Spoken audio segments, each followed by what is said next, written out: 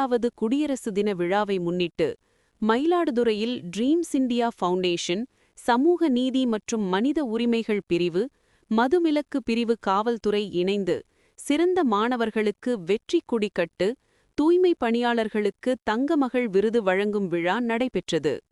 இதில் இளைஞர்களுக்கு வேலைவாய்ப்பு, சமூக நல்லிணக்கம், தமிழ் மொழி பற்று மற்றும் நாட்டுப்பற்று வளர்த்ததற்கான கருத்தரங்கம் நடைபெற்றது.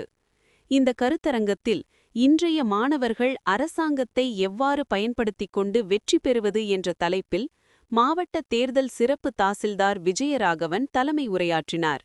இதில் சிறப்பு அழைப்பாளராக கலந்து கொண்ட நாகை கடலோர காவல் குழும ஏடிஎஸ்பி சிவசங்கர் பங்கேற்று போதையால் பாதை மாறும் இளைஞர்களை சரிசெய்வது எப்படி என்ற தலைப்பில் சிறப்புரையாற்றி பேசுகையில் காவிரியாவது: கடமை, கண்ணியம், கட்டுப்பாடு, இந்த 3 உணர்வுகள் மட்டும் நம் வாழ்விலே இருந்தால் வெற்றி கிடைக்கும் என்பதை இளைஞர்கள் மனதில் இருத்திக் கொள்ள வேண்டும். போதையால் தடுமாறுபவர்கள் தன்னைத்தானே திருத்திக் கொள்ளாவிட்டால் வாழ்வில் முன்னேற வாய்ப்பில்லை. டாஸ்மாக் கடையை திறந்து வைத்துவிட்டு குடிக்கக்கூடாது என்று கேட்கிறார்கள். குடிப்பழக்கம் குடியை கெடுக்கும் என்று டாஸ்மாக் கடையில் விளம்பரப்படுத்தி மது விற்பனை செய்யப்படுகிறது.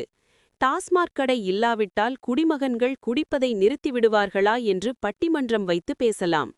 குடிப்பவர்களுக்கு மது எங்கே விற்கிறது என்று நன்றாக தெரியும். காட்டில் விற்றால் கூட தேடிச் செல்வார்கள். குடிப்பழக்கம் உள்ளவர்கள் தன்னைத்தானே திருத்திக் கொள்ள வேண்டும்.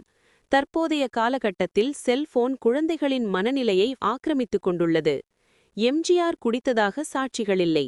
ஆசை 100 வகை, ஸ்வர்க்கம் மதுவிலே, குடிமகனே பெருங்குடிமகனே போன்ற திரைப்பட பாடல்கள் வாயிலாக சமுதாயத்தில் பல தீய கருத்துக்களை திணித்துள்ளனர்.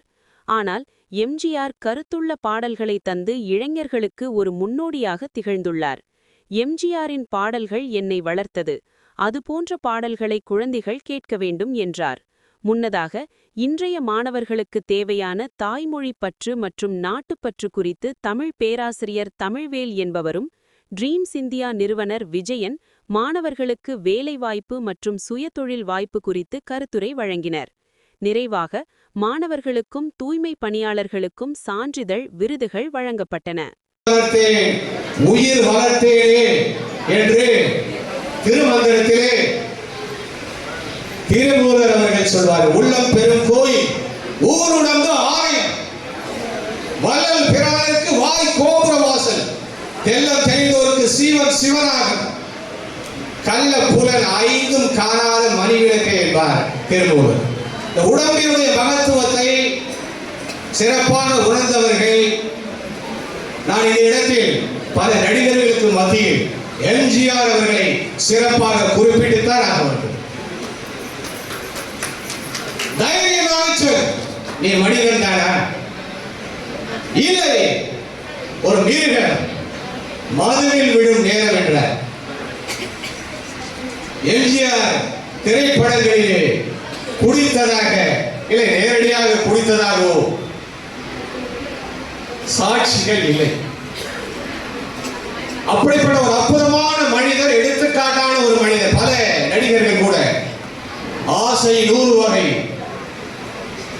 என்றெல்லாம் பாடி அவர்களே ஒரு பேட் எக்ஸாம்பிள் என்று நான் சொல்லுவேன். சொர்க்கம் மதுவிலே என்றார்கள், சொக்கும் மழைகளே. இன்னொரு படத்திலே குடிமகனே பெரும் குடிமகனே நான் கொடுக்கட்டுமா என்றார்கள். இவர்களெல்லாம் சமுதாயத்திலே ஒரு தீய கருத்துக்களை விதைத்திருக்கிறார்கள் என்று நான் கட்டாயம் சொல்லித்தராக வேண்டும். அந்த வகையில் திரு எம்.ஜி. ராமச்சந்திரன் அவர்கள் மிக சிறந்த இளைஞர்களுக்கான ஒரு முன்னோடியாக திகழ்ந்தார். அவரை இன்று இல்லை. அவரை நான் நினைத்து, அவர் எனக்கெல்லாம் அவருடைய பாடல்கள் என்னை வளர்த்தன என்று நான் இங்கே பெருமையோடு சொல்லிக் கொள்வேன். அற்புதமான பாடல்கள். நலம் பெற வேண்டும். Cleanliness is next to the holiness என்று சொல்வார்கள். கடவுளுக்கு அடுத்தது தூய்மை, சுத்தம் என்று சொல்வார்கள்.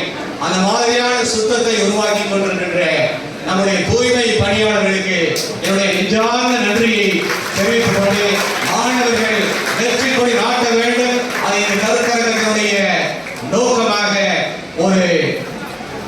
ஒரு படிப்படியாக ஒரு இதனால் ஏற்பட்ட ஒரு விளைவாக இருக்க வேண்டும் என்று வாழ்த்தி